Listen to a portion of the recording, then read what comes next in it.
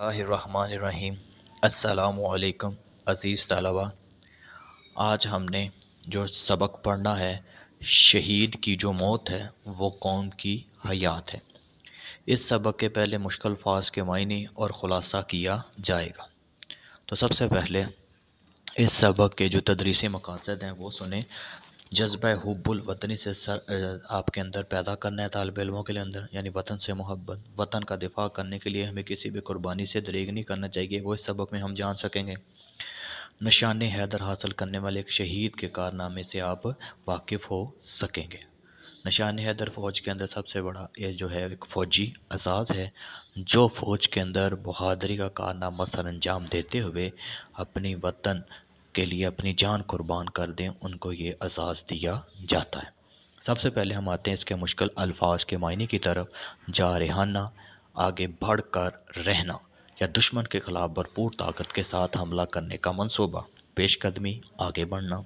بے تاب، بے چین، جان کی پرواہ نہ ہونا، جان قربان کرنا یعنی پرواہ نہ کرنا۔ پیکر، جسم کو کہتے ہیں، جست کو کہتے ہیں، پلک جھپکنے میں فوری طور پر۔ جوان مردی، بہادری، پوست ہونا، داخل ہونا، گھس جانا یا چب جانا۔ پامردی کا معنی بہادری ہے اور سپوت کا معنی ہے لائق بیٹا۔ یہ اس سبق کے میں نے مشکل الفاظ کے معنی پڑھ لیے، اب ہم آتے ہیں اس سبق کے خلاصے کی طرف، ذرا توجہ کے ساتھ سنیے گا۔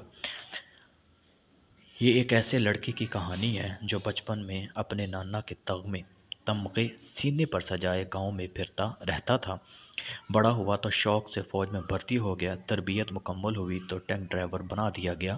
1971 کی جنگ میں شکر گڑھ کے محاذ پر دشمن کا منصوبہ سرحدی علاقے پر قبضہ کرنا تھا۔ یہ تمام کام پیدل فوج اور ٹینکوں کی مدد سے ہونا تھا۔ 3 دسمبر کی رات جب دفاعی مورچوں پر موجود تھے، یہ نوجوان بے چینی کے عالم میں اسکواڈرن کمانڈر کے پاس گیا۔ ابھی نوجوان کچھ کہہ نہ پایا تھا، کمانڈر نے کہا، مجھے معلوم ہے خدا نے تمہیں بیٹی سے نوازا ہے اور تم چھٹی چاہیے۔ اس نے کہا، نہیں سر، میں براہ راست لڑنے کی اجازت لینا چاہتا ہوں۔ میں درخواست کرتا ہوں کہ مجھے مشین گن سیکشن میں بھیج دیا جائے۔ کمانڈر نے کہا، ٹھیک ہے، تم اسلحہ سپلائی کرنے والی گاڑی پر ڈیوٹی کرو۔ نوجوان بہت خوش ہوا۔ دشمن نے ٹینک ریجمنٹ انفینٹری بٹالین کے ذریعے حملہ کیا۔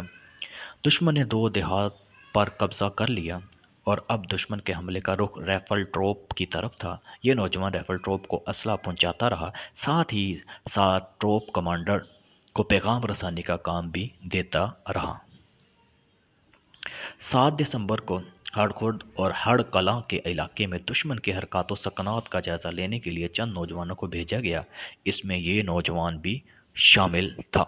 جنگ کے اس پیچیدہ مرحلے میں ہر طرف دھواں اٹھ رہا تھا، دھماکوں کی آوازیں آ رہی تھیں، مگر یہ نوجوان ایک اونچی جگہ پر چڑھ گیا جہاں اسے دشمن کی ایک ٹینک ریجمنٹ دائیں طرف سے آگے بڑھتی ہوئی دکھائی دی۔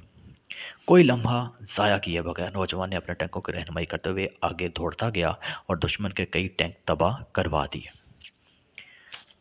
جنگ میں مزید شدت آ گئی۔ نوجوان گجکال کے نزدیک اونچی ٹھیکری پر چڑھ گیا اور دشمن کے ٹینکوں کی نشاندہی کرتا رہا۔ اس کی نشاندہی پر ٹینک تباہ ہوتے رہے۔ جب بھی دشمن کا کوئی ٹینک تباہ ہوتا، وہ نعرہ تکبیر اللہ اکبر کی آواز بلند کرتا۔ ایک مرحلے پر دشمن کے 2 ٹینک نظر آئے۔ یہ نوجوان دوڑتا ہوا اپنے ٹینک کے پاس گیا، اس کے بتائے ہوئے ہدف کو نشانہ بنایا گیا۔ ٹینک زوردار دھماکے سے اڑ گیا۔ یہ نوجوان ایک مرتبہ پھر آگے بڑھا، اس دفعہ سامنے والے ٹینک کی مشین گن کی گولیاں اس کے سینے میں پیوست ہو گئی۔ اس نوجوان نے شہادت کا رتبہ پایا۔